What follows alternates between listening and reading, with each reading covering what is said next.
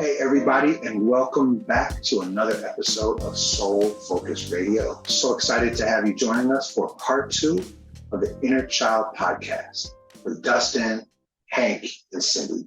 I hope you enjoyed part 1. In fact, I know you did, because we got incredible feedback, including a therapist who said that they posted it on their Facebook page and they required it as homework for several of their clients. So, which is incredible, right? So we know that this resonated with so many people. So I'm not going to talk much more. I'm going to let you all just get right into part 2. So enjoy.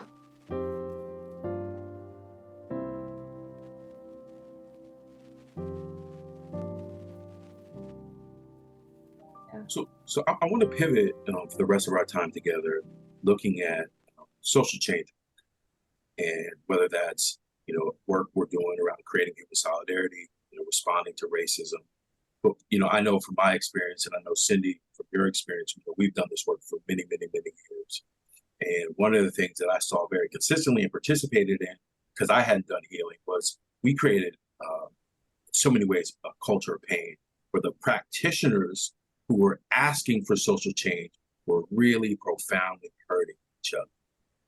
And we were doing our work, even our external work, from a place of hurt. And it's not to say, of course, racism doesn't hurt, but looking back now, we were all wounded inner children, again, trying to play adult and to make profound levels of change, but we hadn't been able to even make that own level of change in our lives and families. So we saw all kinds of death, fractured relationships, addiction, suicides. It was painful. And so many of us were just hurting each other. And so I want to give you an opportunity to speak around both why is this conversation around a wounded inner child so important for those of us who are seeking to create social change?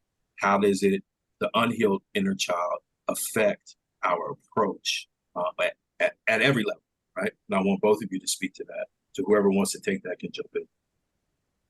Yeah. So, I think I spoke earlier. I think we have an obligation as individual people who are engaging with vulnerable communities and with vulnerable people, right? Because we want to say vulnerability. People experience vulnerability because environments create context to make them vulnerable. And so if we're going to engage in healing and in, restoring humanity to spaces, we really, really, really have to do our own work. Because like I said earlier, if we're unhealed, we're just going to be practicing unhealed, we're going to be practicing our unhealed trauma on other people. And that's just not going to be something that is going to be healthy for us or the people around us. And the thing about the social justice movement is, like, I was actually having this conversation with somebody who's a good friend of yours and mine, Dustin. We've known for a long time. And I finally was like, look, like, we all were in search of the same thing when we came together in spaces. We wanted love. We wanted acceptance. We wanted to feel as part of a family. And we were trying to create the family that potentially we didn't have, or the community we didn't have internally in the movement. What we found out very quickly, though, is that we also came from very, very, very broken and very painful and very abusive communities, families, and relationships. So what we tried to recreate, we never experienced before. And the place that we never actually experienced it was with ourselves. We were never in solidarity with ourselves and who we understood ourselves to be. So of course we went into these spaces and did some really fucked up shit to each other.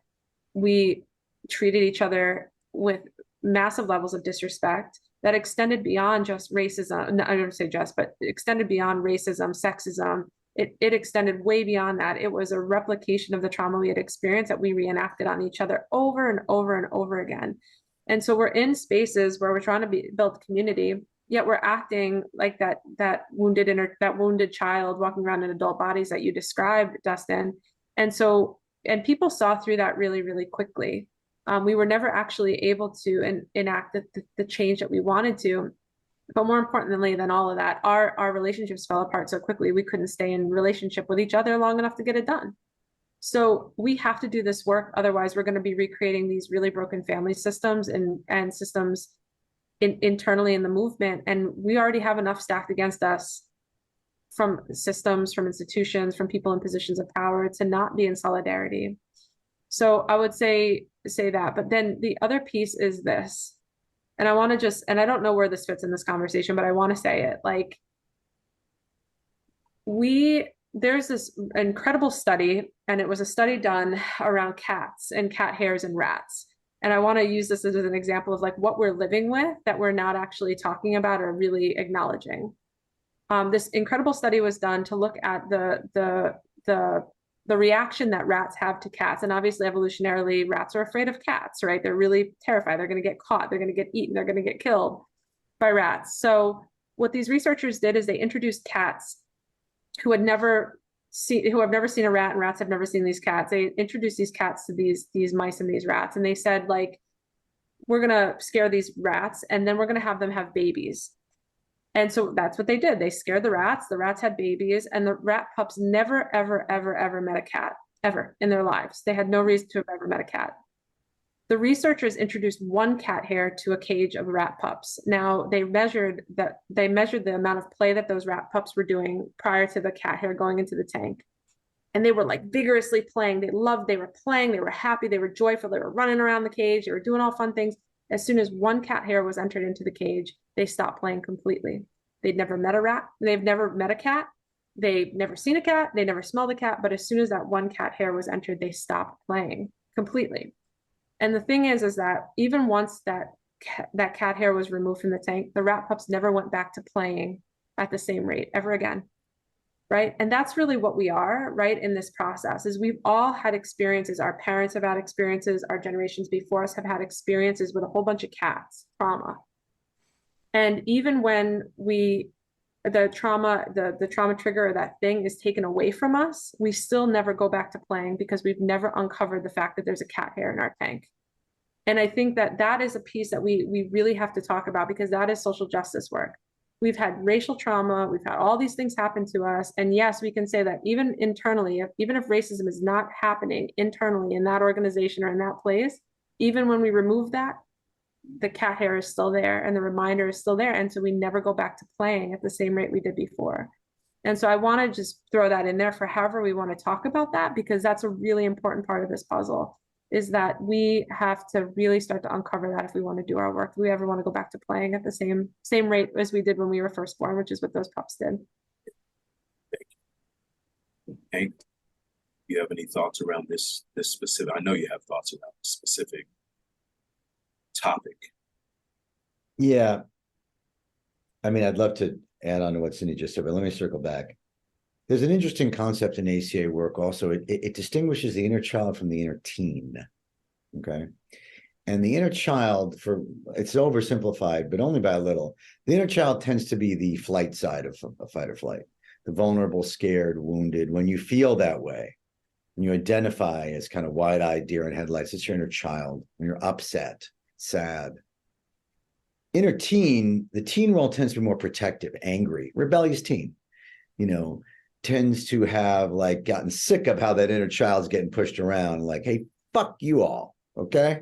That's more the fight side of the fight or flight, which is handy when you do this work to identify who you're with, given what's coming up. Chances are if you're that angry, it's teen thing. Chances are if you're really scared and vulnerable, it's a child thing. So a lot of the dynamic, now look, that teen or that child can be expressing a truth, the same truth, right? We were treated poorly in some way. We are expressing that, I think that what you all, now I'm someone who came into your social justice work late. I refer to myself lovingly as the token clueless white guy who entered the conversation with you all about 8 years ago. I was dragged to it because of the Apu controversy that we can get into another time, but I really had to look into the realities of racism in America to see how I was playing a part in it or not. So I did not have, so when I entered these seminars where you're describing, where I first met you both, to the extent that they were angry, to the extent that they were, how you just described them, kind of dysfunctional, an expression of that kind of inner teen anger, and I was feeling it. I noticed it. I felt bad receiving it, sitting there. The truths that you all were telling me were no less true. they just were expressed in some angry ways that were scary to me, that were, made me go into a little bit of fight or flight. I didn't have the luxury of walking out of those rooms and going, well, I don't like that, so I'm out of here. I had to stay with the conversation because I had a really important practical decision to make about whether to keep doing that voice of Apu or not, and what that meant. So a lot of what we're describing here, we have a cute program saying, say what you mean, but don't say it mean. And like inner child, the kid is cutesy and kindergarten-y at first, but it's kind of everything. The way that now when I met you, Dustin, you were kind of mid-transformation into graduating out of that a little angrier way of expressing things into a more loving, connected way, telling no less truth. The history of this country, if you haven't heard it, the 1619 version is what it is. It's not theoretical. Critical race theory, it's not a theory. It might be a theory as to much as still impacts us today, although I think Cyndi spoke really beautifully to that with her cat hair analogy just now. But how it is expressed is up for interpretation. So the same truth can be delivered in a loving, connected way and a kind of angry way. And I think to me, the ultimate example of, when you first hear the history of the United States, the real one, as a fairly clueless white person who grew up with the 1776 people singing, at Congress, and Thomas Jefferson doing numbers on a Broadway stage, which is lovely, and a lot of it's true, but it leaves out a lot. And when you hear the 1619 version, it's devastating. I was devastated. It was like hearing your father is a serial killer. That's how it hit me. It's like hearing, oh, my founding father that I kind of loved, George Washington and those guys, they did what? I mean, it really is upsetting. I'm not taking away from the wonderful things they did. It's just that there was also this terrible side, and that had real consequences, really terrible consequences. So in that moment where I think I know I can speak personally, and all the other white people in the room were really opened wide, their hearts were opened wide, maybe for the first time around race in America. It was common practice in the old version of this kind of a social justice seminar to say, and thus all white folks are racist. Now, that might be true, and that can be defined and understood. And ultimately, I hung in with that conversation and got, okay, they're not calling me a name. They're meaning me to understand how that leads to biases because of my blind spots that I was totally unaware of, that amounts to my perpetuating a system and a government and a society that is completely unfair and inequitable to people of color. I understand that. But when you first hear that, it's kind of an angry expression, and it's not necessary in that moment. It's anti-connection in that moment. It's saying what you kind of mean. And I'm really glad that we have graduated out of feeling that that's a necessary practice in that moment, and instead realizing folks are wide open and need to be connected with and nurtured in that moment, and not kind of clubbed over the head with a word.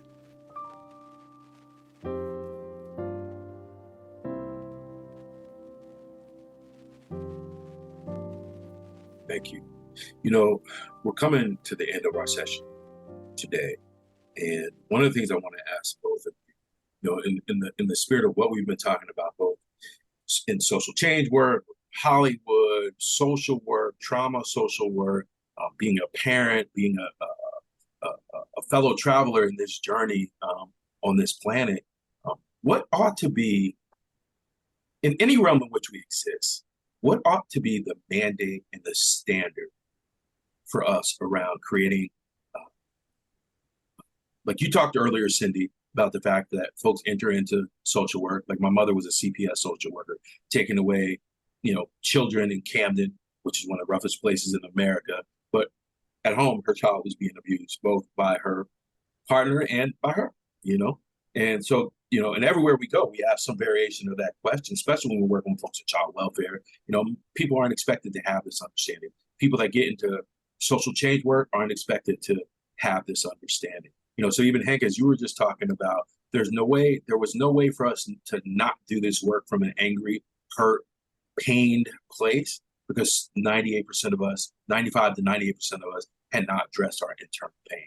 So I want to ask you both to leave our listeners with, in whatever realm you exist, as a parent, as a partner, as a leader, as a social change agent, as an actor, social worker, teacher, whatever it is that you do, what ought to be the standard and the mandate in your life around healing the wounded inner child? I'll jump in. This was touched on when Cyndi said earlier, it's not about not feeling your feelings or not reacting. It's not about stuffing your feelings or straightening up and flying right or stiff upper lip or,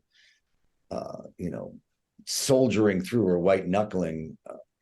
I had to really process my feelings around how I was approached on the street, or what made me drink, or what made me eat to a toxic level, or all the things.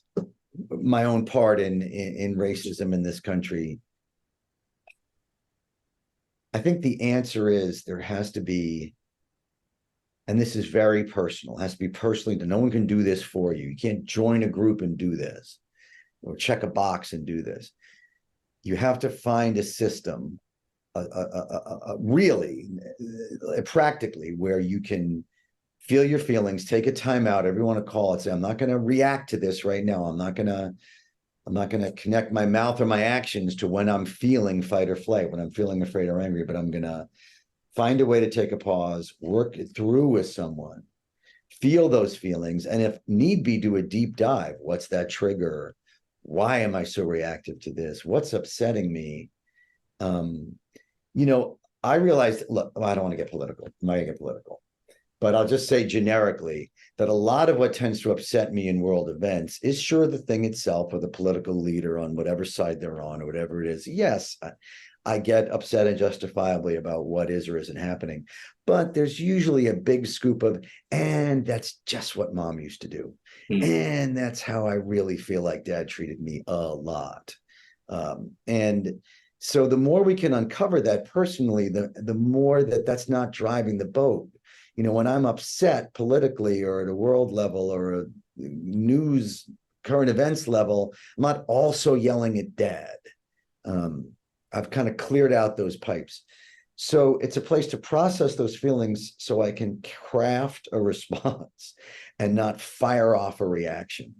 And look at my part. Sometimes my part's real. Sometimes I'm the problem. Sometimes what I'm bringing to the party is not good. And I'm blaming how people are reacting to me, or reacting to my reaction, and I'm not factoring that in at all.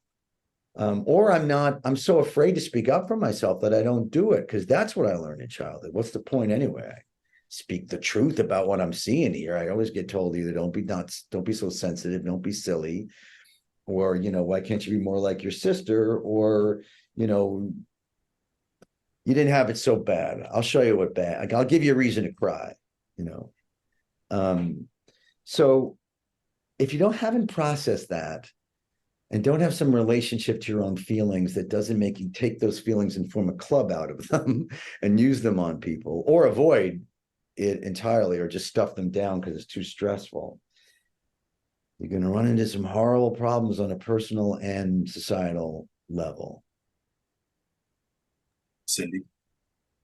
Yeah, so Hank, I want to second this concept of really identifying, connecting to, and acknowledging that that you have feelings, that you are a feeling person, that even when you're numb, there's a reason for that. Because one of the mandates that trauma has for us is to be completely disconnected from our own experience, right? It requires us to be disconnected from the way that we feel, how our experiences have made us feel. It also requires us to, at times, overreact to those feelings as well. But really, it's about disconnect. And so I would say, is like part of our mandate is acknowledging and noticing and observing when we are having responses that aren't working for us, or aren't working for the people around us. And we don't necessarily have to be emotionally tied to that. It's just an observation, like, this isn't working for me. And then to trust our intuition that when it's not working for us, it really isn't working for us, right? And to like trust that, because again, like another piece of this is that we are expected to deny our own realities at the expense of other people, like for the profit of other people, I should say, not at the expense of other people. And so we have to be able to acknowledge when it's not working. Our intuition matters, and when we're feeling something, it's real and not something that's crafted or made up. And then the other piece of that, after we start to acknowledge that our feelings are real and that it's not working for us anymore, it's to have gentleness and grace with the way that we approach our own healing, but to do it wholeheartedly and do it in community, as you said, Hank, because this isn't none of our journey is meant to be done alone. We weren't brought into this world to be isolated creatures. That is not what we are, programmed evolutionarily to be. We survive together. And so we have to heal together, but we are the pilots of the plane. It's not anybody else's responsibility. And then finally, we have to also have patience and love and compassion for the people around us who are also on their own healing journey. Because oftentimes, as we watch other people heal, there's a lot of judgment that we cast out that's really just projective of our own experience of ourselves. Mm-hmm. And so the more times we can sit together here in spaces like this and just honor each other's healing journey, as imperfect as it is, as messy as it is, as painful as it is, then we are healthier and better off in the long term. And I would also just say, forgiveness of self is also, a piece of that, that we're doing the best we can each and every day. And as long as we can have a clear view of our own vision, or at least, be crafting a vision, we should have forgiveness along our path as well. So that would be my mandate to all the social workers out there. Good therapy, right, Dustin? Good therapy. Yeah, definitely. Thank you both so much. This has been an incredibly beautiful conversation, much needed conversation. And I can't wait for us to get back together to continue this conversation, beginning to explore what does it mean for us to continuously be on a journey of reparenting ourselves and beginning action. We've been talking about healing the whole time. Lean in deeper in terms of what it means to heal, both in our personal lives as well as in our collective lives. So I want to say both, I love you both so much. And for our listeners, I know you got a lot out of this conversation. Stay tuned for part 2. Peace. Thanks.